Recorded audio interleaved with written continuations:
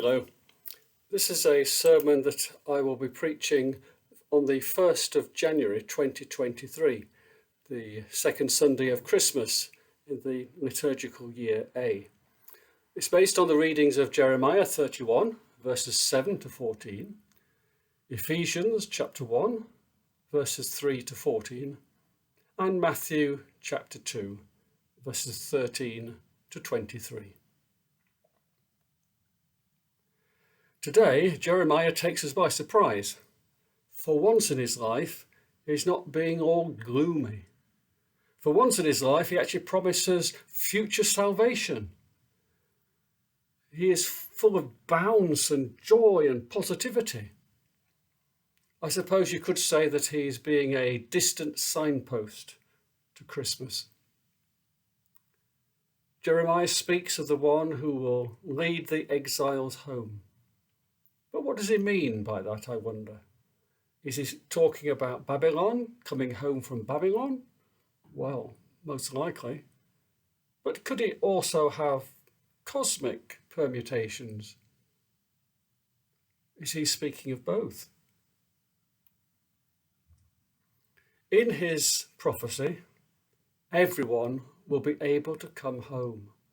That's the good news, including those normally unable to travel, such as the blind, lame, and the pregnant.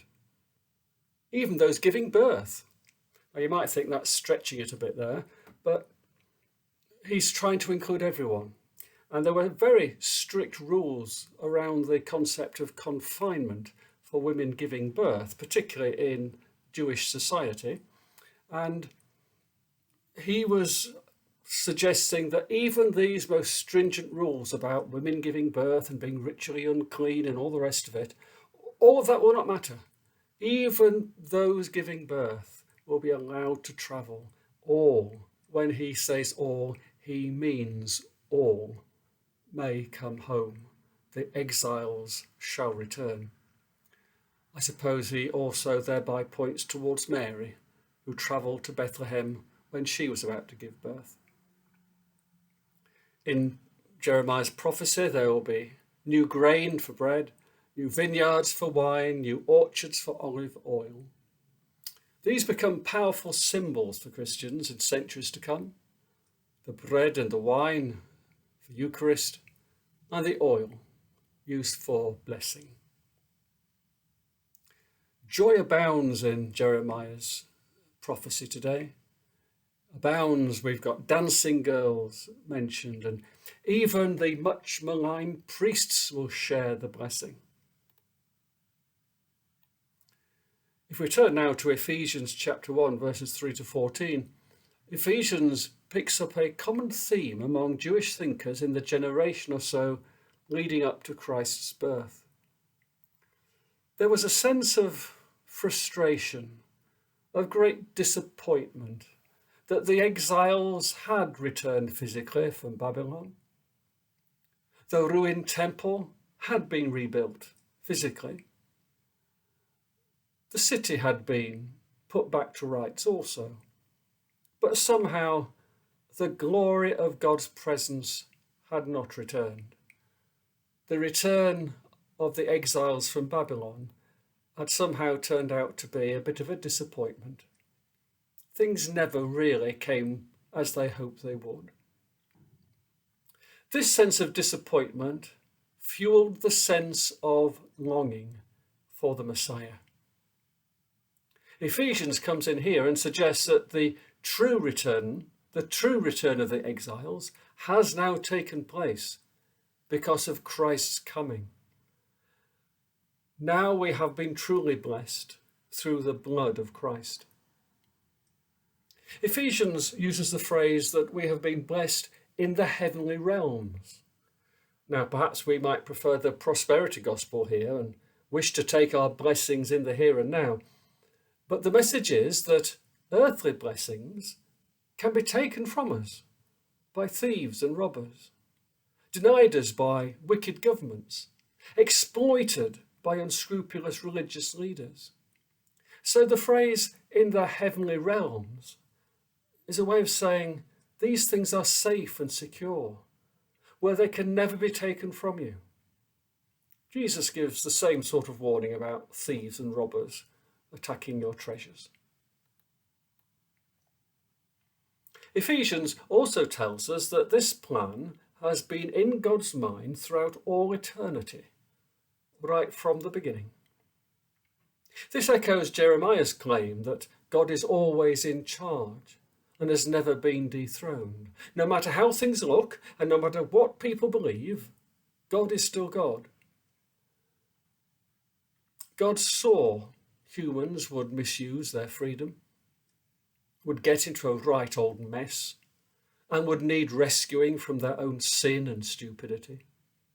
And so God knew before time began just how he was going to remedy that situation. In the security of the heavenly realms, Christ sits upon the throne. This is a phrase used in Ephesians 1, verse 20.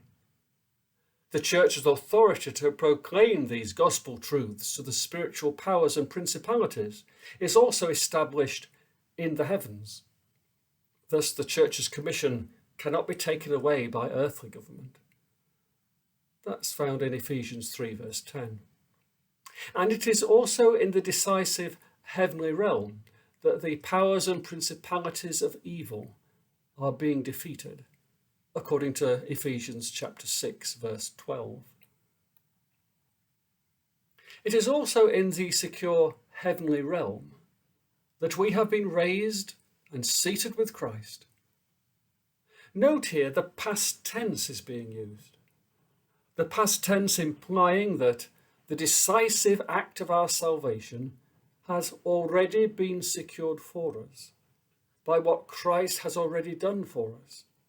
All we have to do is trust that it is true and try to live accordingly here on earth, knowing that we are citizens of heaven and that no earthly power can take that citizenship from us. Only we can renounce our citizenship of heaven if we choose to do so. Nobody on this earth can take it from us. All this is good news. In their different ways, both Jeremiah and Ephesians reassure us that God is securely upon his throne. The plan has been worked out from all eternity. God is in charge and everything's working according to the way it should. God, Jesus, his son, is safely by God's side, and through his grace, our places are already booked too. And this picture empowers us to face the challenges and dangers of this earthly life. It does not remove those challenges, just as the whipping and the crucifixion and the thirst were not removed from Jesus' path. But such good news emboldens us to face up to life. And that is important. It's important because Jeremiah, bless him, doesn't stay in a positive mood for very long.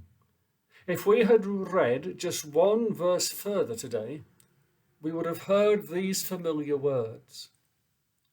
A voice is heard in Ramah, mourning and great weeping.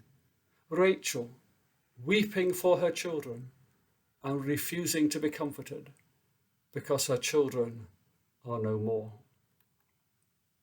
These words are associated with the slaughter of the innocents in Bethlehem, but they also serve as a reminder of all the other moments of suffering, evil and disaster that will continue to strike humanity through history. Now, the slaughter of the innocents may not look as if God is on his throne and still in charge and that everything's going according to plan. But that's the whole point of what Jeremiah and Ephesians and indeed Matthew are trying to tell us this week. They're saying, hold on to your faith, hold on to God, do not panic. God's reign is secure in heaven. God will have his way ultimately, whether or not the world acknowledges that or not.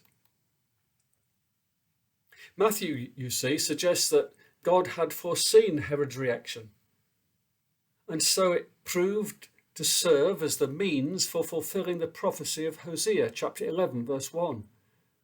Out of Egypt I called my son. Now, the fact that God foresaw this does not exonerate Herod's wickedness, nor make God responsible for the death of the boys instead of Herod.